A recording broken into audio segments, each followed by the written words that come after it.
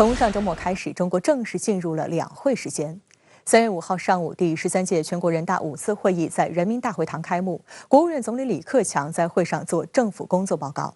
其中98字涉台表述传递出重要内涵。相比于2021年政府工作报告中的涉台内容，在顶层设计上，今年将贯彻新时代党解决台湾问题的总体方略放在首位。至于坚持一个中国原则和9·2共识之前，重要性可见一斑。那么，该如何理解新时代党解决台湾问题的总体方略这句话呢？2021年11月，中共19届六中全会审议通过的中共中央关于党的100年奋斗重大成就和历史经验的决议指出，党把握两岸关系时代变化，丰富和发展国家统一理论和对台方针政策，推动两岸关系朝着正确方向发展。习近平同志就对台工作提出一系列重要理念、重大政策主张，形成新时代党解决台湾问题的总体方略。对于其内涵，新华社也曾列出了5组关键字进行阐释：一是国家统一、民族复兴；二是结束政治对立，实现持久和平；三是寄希望于台湾人民，反对台独分裂；四是融合发展，共同市场；五是文化传承，心灵契合。而在反台独方面，相比去年高度警惕和坚决遏制台独分裂活动，今年明确坚决反对台独分裂行径，而且还加上坚决反对外部势力干涉。这更是直接打破民进党当局和台独分裂势力以美谋独、以外谋独的幻想，也是给西方美欧国家敲警钟。另外，相比去年侧重保障台胞福祉、促进融合发展，今年政府工作报告的内容则强调，两岸同胞要和衷共济，共创民族复兴的光荣伟业。外界分析，这句话针对性也非常强，是对岛内同胞的深情召唤。要知道，虽然统一大势不会改变，但反台独、促统一的重任也需要两岸同胞同心协力，共同完成。有分析认为，今年政府工作报告涉台表述凸显大陆方面对台大政方针的一贯性和稳定性。另外值得注意的是，在3月4日召开的全国政协工作会议开幕式上，全国政协主席汪洋所做的工作报告只是简单的回顾了一下去年的涉台工作，并没有提及今年对台工作部署，就两岸政策做出任何重大宣示。对此，台湾政治大学东亚研究所所长王信贤就对深圳卫视表示，这表明大陆对台政策方针已经有了更大的方针安排，也就是新时代党解决台湾问题的总体方略。新时代党解决台湾问题的总体方略这几个字眼是去年11月19届六中全会的第3次历史决议里头第一次出现，在今年的包括对台工作的会议以及这一次的两会的政府工作报告都出现，它有一个顶层设计，尤其是最近这几年，台湾问题已经从中共的决策序列里头本质上变得不一样。它不是非常孤立的台湾问题或者是两岸关系，它是完全镶嵌进去中国的2个大局。第一个大局是国内的大局，也就是他把台湾问题放进去整个国家发展的战略里头，甚至放到第2个100年必须要完成，就是中华民族伟大复兴。另外一个大局就是美中之间竞争的这个大局。那我认为，就说这个总体方略目前它的架构跟精神已经出来了，但是它内容要怎么去填补，我觉得还在进行当中。淡江大学中国大陆研究所教授张武岳也分析称，贯彻新时代党解决台湾问题的总体方略已成为北京对台政策指导思想与战略部署，但总体方略是现在进行式而非未来式。而在这个过程中，反独促统依然是对台工作主轴。对比最近3年政府工作报告的措辞，2020年是坚决反对和遏制，2021年则是高度警惕和坚决遏制，今年则是坚决反对。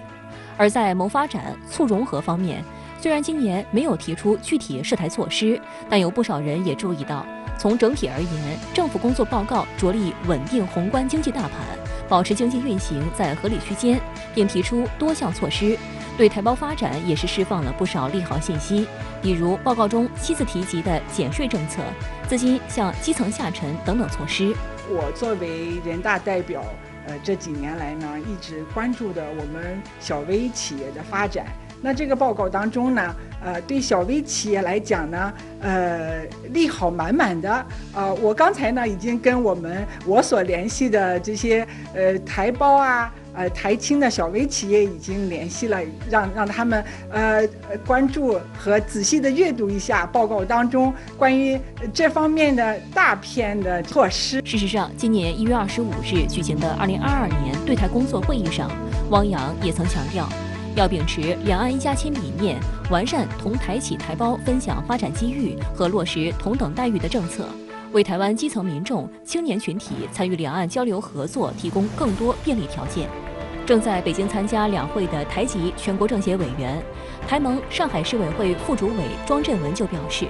两岸关系越是面临挑战，我们越应克难前行，扎实履职尽责，力求让更多台胞了解祖国大陆发展成就，携手推动两岸和平发展、融合发展。庄振文祖籍台南，20世纪80年代末就投身两岸交流一线。去年全国两会，他交了5份提案，内容包括完善台湾居民居住证使用功能、扩大台胞律师在大陆执业范围等。除了台籍政协委员，台湾省人大代表的声音在两会中也备受关注。我家的亲戚来大陆，他们从90几年到现在，他们就觉得过几年来就是一个样子，变化非常大。这可能就是我们改革开放的一个给人的一个信心和一个希望。所以说呢，我想两岸的融合发展还是应当从基层做起，让每个人感受到两岸的融合、两岸的发展，两岸是一家，从文化认同到人心的相通。全国人民代表大会作为最高国家权力机关，中共中央从维护国家统一的战略高度，对于台湾同胞在全国人大中发挥代表性作用始终高度重视。从第1届全国人大开始，就有台湾省级代表。不过，众所周知，由于两岸特殊的政治局势，由台湾地区直接选举全国人大代表的条件并不成熟。按照全国人大常委会制定的选举方案，全国人大台湾团由在大陆定居的台胞派代表召开协商选举会议，民主选举产生。因此，不论是台湾省的全国人大代表，还是参加选举的选民，都是拥有大陆居民身份的台胞，甚至有不少是在祖国大陆出生的台湾省2代。目前，整个台湾省团共由13名人大代表组成。过去我们台胞证买高铁票就有一些技术性的问题，那正因为我们代表们的不断的反馈，才使得公安部、铁道部把这些技术问题一一解决了。台湾团的代表作为一个在大陆生活的台胞，但是每个台胞的家乡都在台湾，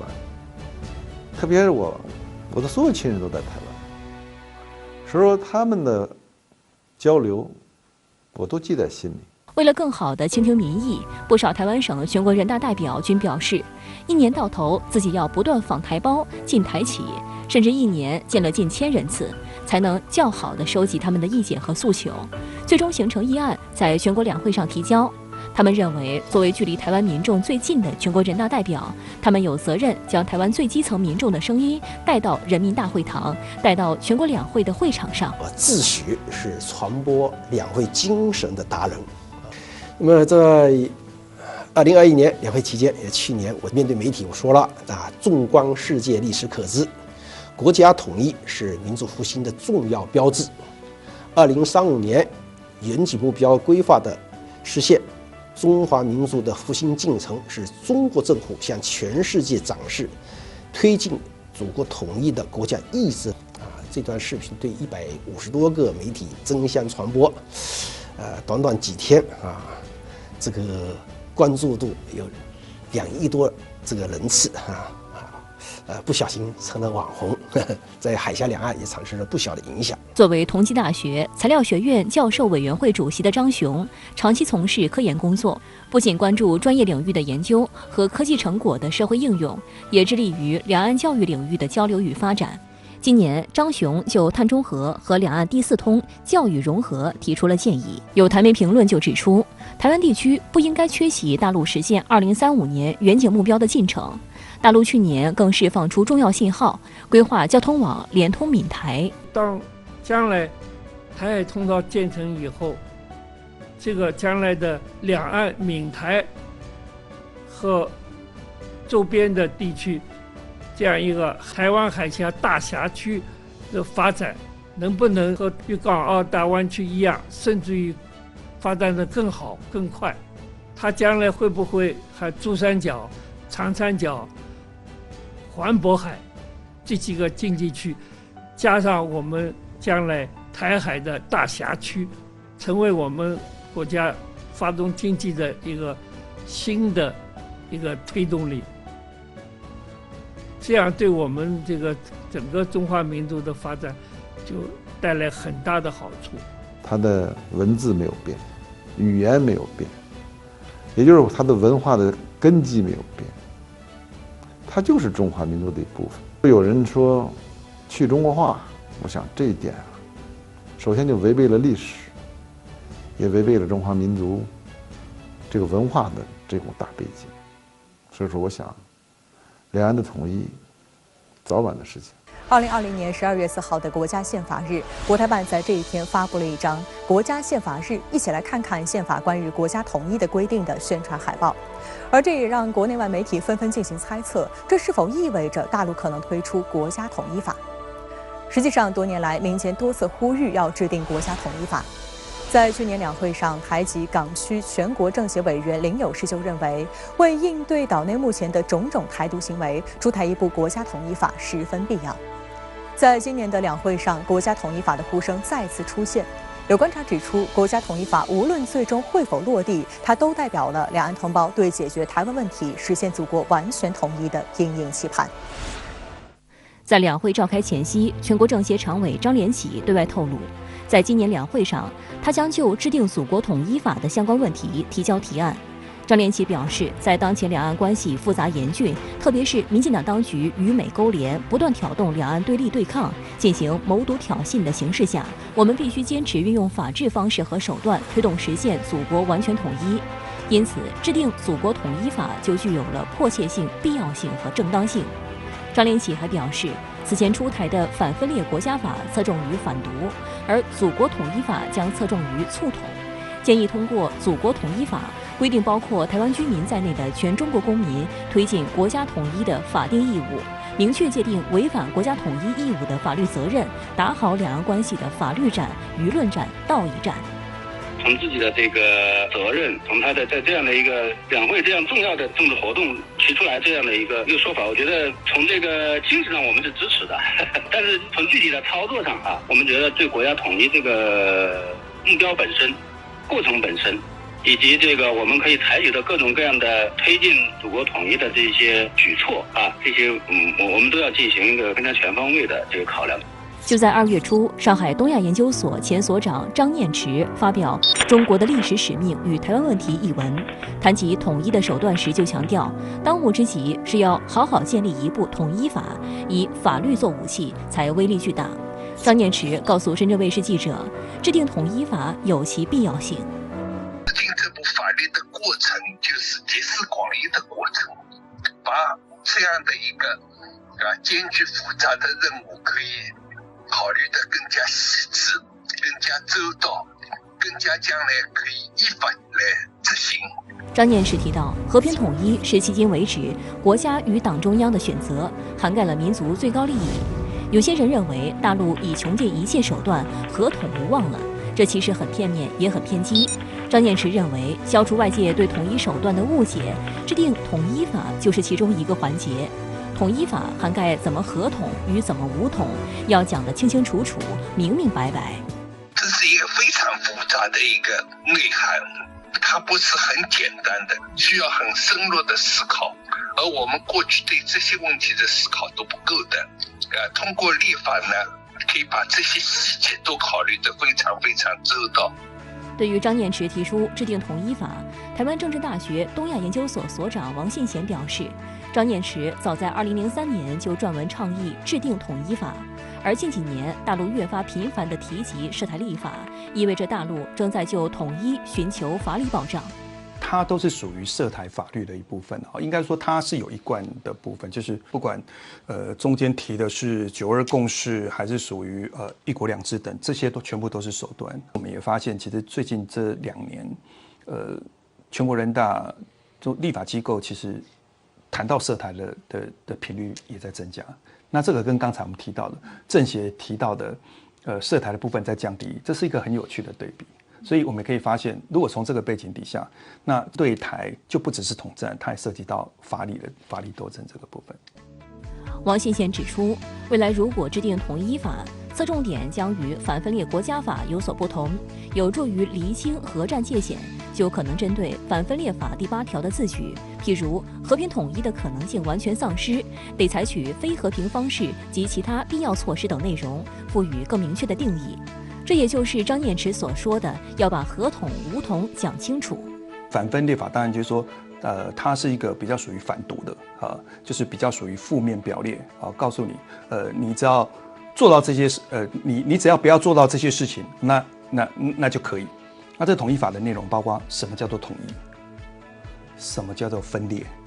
什么叫做台独。第一个就是要把这些定义清楚。第二个，你既然是统一法，所以你可能就要时间表，就是它要分阶段。比如说统一前有多少的事情要做，那什么时候该做什么，你就要变得既有的一些政策转换为法律规定那么这个也是可行的方式，或者是这样的一个渠道。另一方面，一国两制台湾方案也引发大陆学者热议。上海东亚研究所前所长张念慈就在其文章中指出，合统的核心就是与台湾同胞共同制定一国两制台湾方案，这也是民进党最害怕发生的事情。因此，民进党当局在香港修例风波后不断抹黑一国两制。对于一国两制方案在台湾实施的可能性，中国人民大学两岸关系研究中心主任王英金的回答斩钉截铁。而在台湾政治大学东亚研究所所长王信贤看来，习近平多次强调与台湾同胞共同制定一国两制台湾方案，说明大陆已经不止将一国两制台湾方案停留在纸面上，也希望能够付诸实践。在19年的这个1·2讲话里头，习近平提出来两制台湾方案，他的意思就是说，让支持统一的，不管台湾各个政党、各个团体、各个组织，都可以一起来进行协商它叫做民主协商嘛也就是说，他想多听取台湾民众的意见。我认为最主要的意义，他把很多东西想要迈入开始进入实践的议程里面，政策实践的议程。在2月初，也有大陆学者呼吁大陆制定统一法，内容涵盖怎么合统与怎么武统，而合统的核心应该是与台湾共同制定一国两制台湾方案。刘先生，您认为一国两制台湾方案在台湾有可能实施吗？一国两制台湾方案它的研究和制定过程一定是要吸收台湾方面的意见的。最理想的状态当然是两岸的公权力部门和两岸的民间社会大家共襄盛举。但是呢，如果两岸公权力部门来共同制定，目前遇到的困难我们就不推动吗？这当然是不行的。我们还是可以有两岸的民间社会加上大陆的公权力部门。这个台湾的民间社会其实也包括台湾的在野的势力等等，来做前期的一些准备工作。其实在上周，我的台湾朋友还透过微信告诉我，据他所了解，其实不少台湾老百姓对一国两制并没有那么反感。那现在一国两制台湾方案在台湾之所以会受到的一些抵触、一些怀疑，实际上跟台湾当局的一些误导宣传是有关系的。所以他认为说，台湾很多人还是不了解一国两制台湾方案。当然，这样的意见，我觉得说我们还是要注意。一国两制它不是解决台湾问题的一个前提的一个条件，它是实现两个统一以后的一个制度性的安排。这也是习近平总书记在告台湾同胞书40周年纪念会上提出来的5点建议之一。他希望和台湾的政党、团体、个人大家互相协商，探讨一国两制的台湾方案。因为我们单方面制定，可能有一些想法不能很充分的体现了台湾同胞的民意，所以我们愿意和台湾同胞一道，共同来探讨、研究、制定一国两制的台湾方案，这样呢，将来在实现统一之后，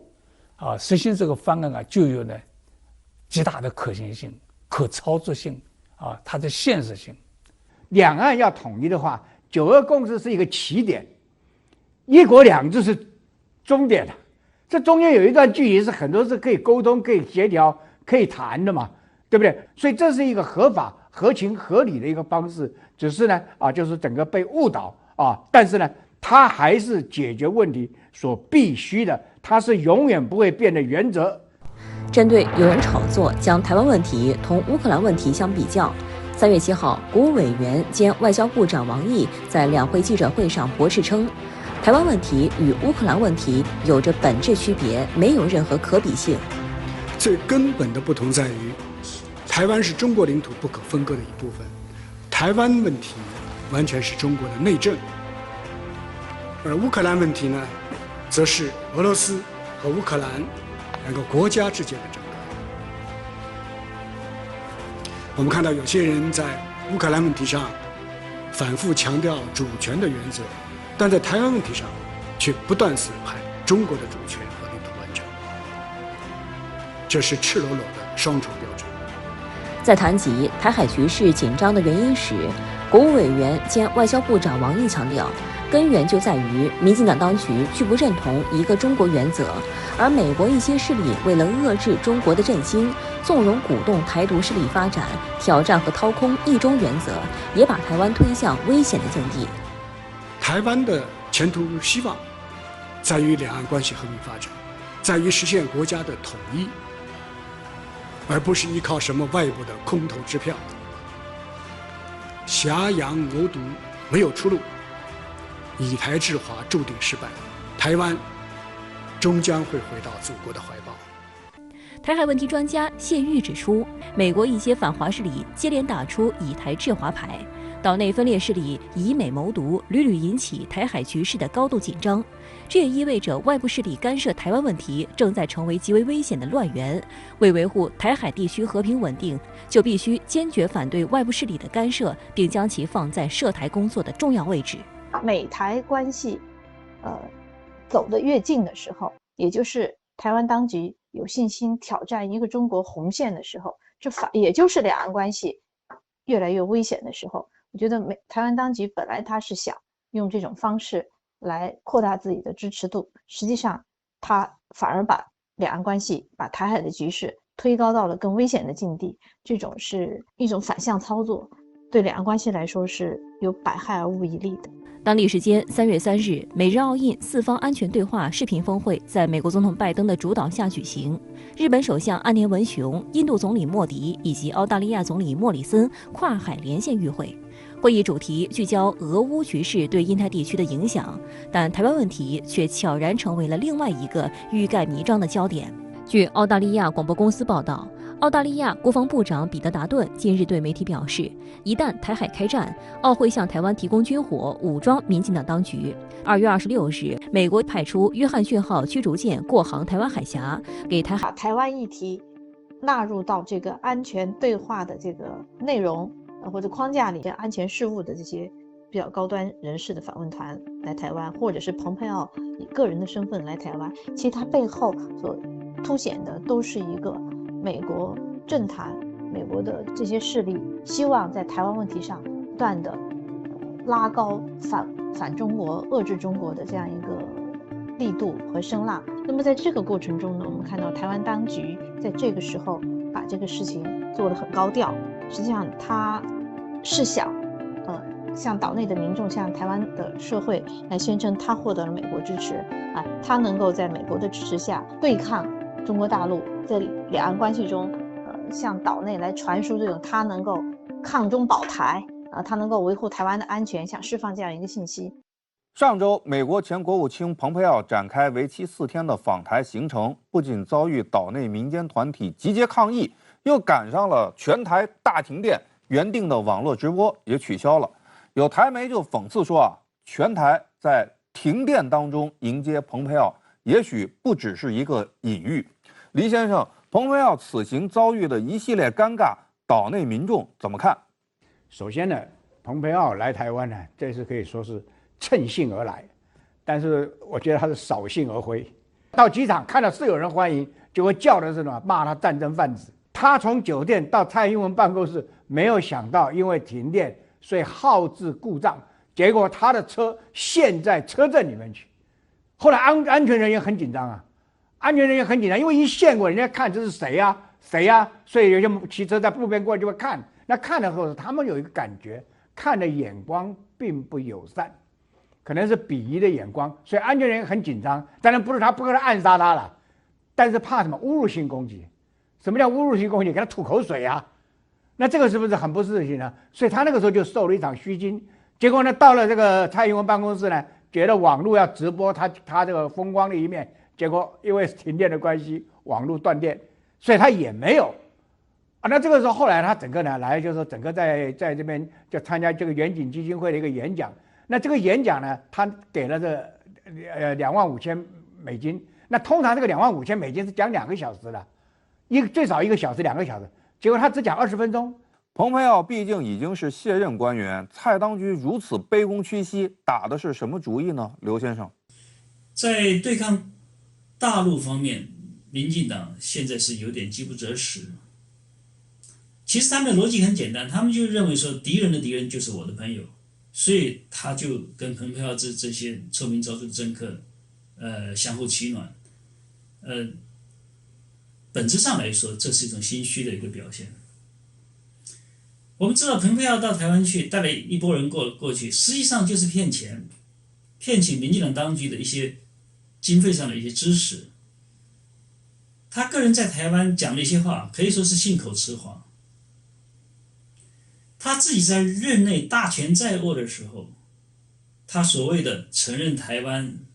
给台湾所谓的外交承认，他都没有做，他都不去做。甚至还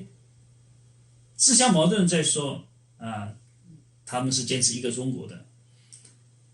所以显然蓬佩奥这类人就是一个政治骗子。即便退一万步，他哪天当上了美国的领导人，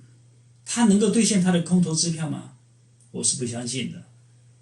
他不能意气用事，这会伤害到美国的利益。那么台湾当局又敢接招吗？我也看不到他们接这种招的这种现实的可行性，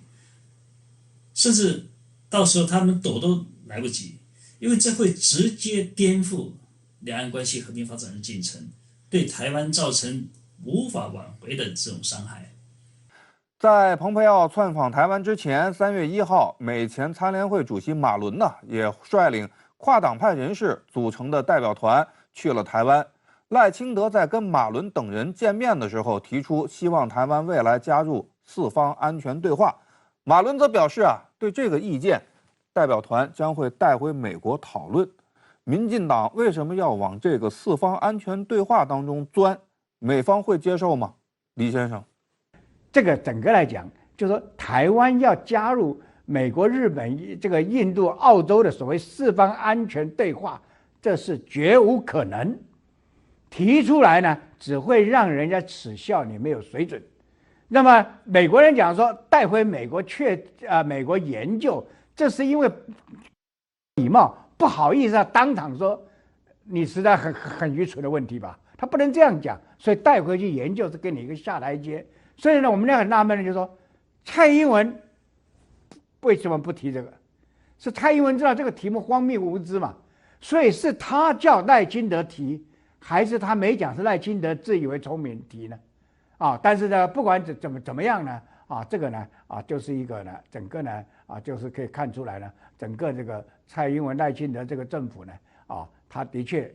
是对这个整个中美关系、两岸关系以及国际情势呢，并不了解。那么这样带领台湾，的确是非常危险。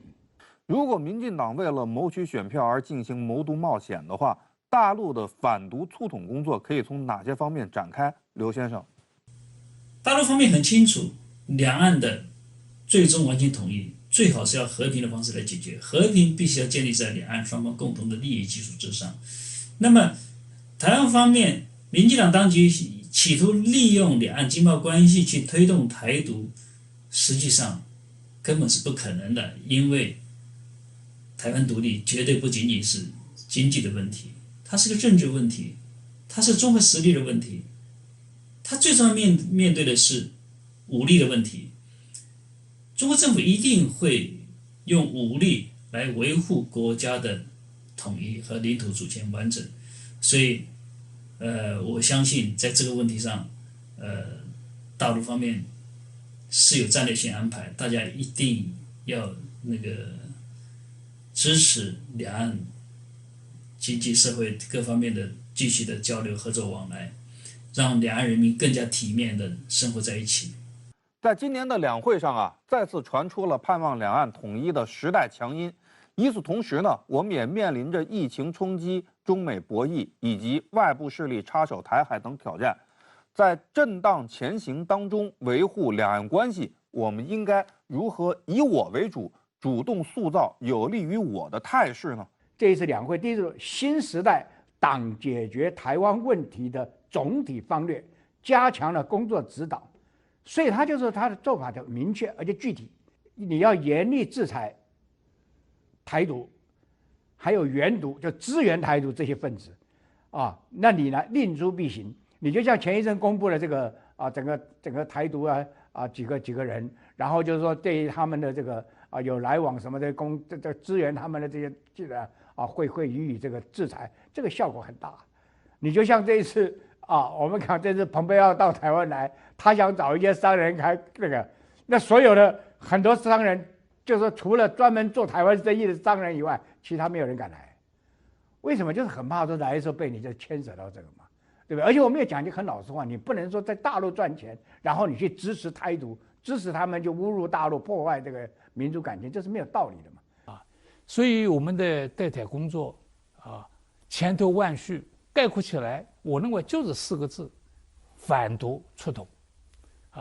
把台独分裂势力把它遏制住，这个势头把它遏制住。第二个呢，我们通过呢各种两岸的交流互动慢慢的为国家的统一创造呢有利的条件，在适当的时候，让我们呢以最小的代价以最低的成本来解决台湾问题，实现我们国家完全的统一实现我们第2个100年的一个重要的目标之一。